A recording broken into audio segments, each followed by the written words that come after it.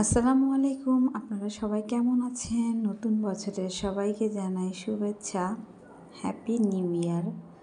আজকে আমি চারমেশালি সবজি রান্না করব শুটকি দিয়ে। তার জন্য গাছ থেকে কিছু বেগুন পেড়ে নিচ্ছি। আমার গাছে অনেক বেগুন ধরেছে, মাশাল্লাহ মাশাল্লাহ। তো আমি কিছু বেগুন পেড়ে নিব গাছ থেকে। একদম টাটকা টাটকা সবজি দিয়ে শুটকি রান্না করে খেতে কিন্তু অসাধারণ লাগে শীতকালে। আর গাছ থেকে কিছু ছিম পেড়ে নিব, কিছু বরবটি পেড়ে নিব। দেখেন ভিতরে ভিতরে কিন্তু বরবটিও হয়েছে। ছিম বরবটি সব কিছু পেড়ে নিচ্ছি। নিজের গাছের জিনিস তাই একটু বেশি মজা লাগলো মনে হয় আমার কাছে। তো সব কিছু পেড়ে আমি একটা ডালাতে রেখে দিব।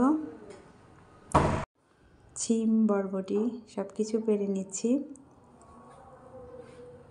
একে একে সবগুলো পেড়ে আমি এখন রান্নাঘরে চলে আসলাম। অল্প কিছু বরবটি হয়েছে গাছে। আর টমেটো নিয়েছি।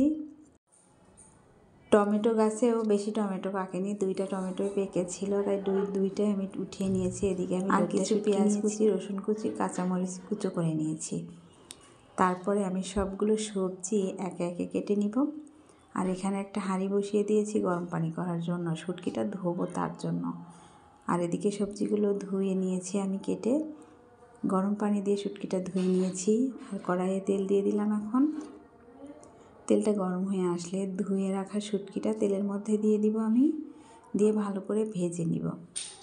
শুটকিটা ভাজা হয়ে গেলে এতে করে শুটকির কাঁচা গন্ধ আসবে না, তাই শুটকিটা আগে দিয়ে দিলাম। তারপরে সবগুলো কুচানো রসুন পেঁয়াজ সব আমি দিয়ে দিলাম।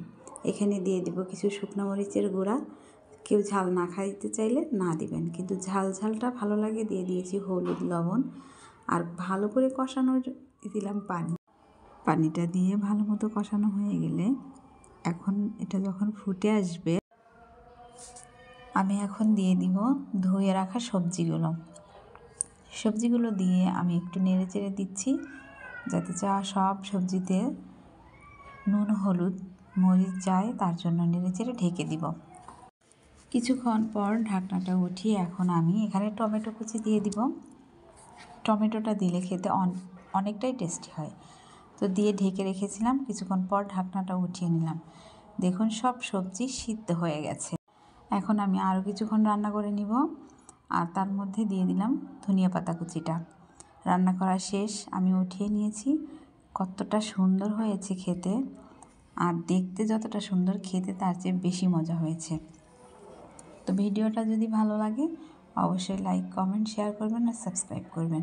সবাই খুব ভালো থাকবেন। আবারও হ্যাপি নিউ ইয়ার।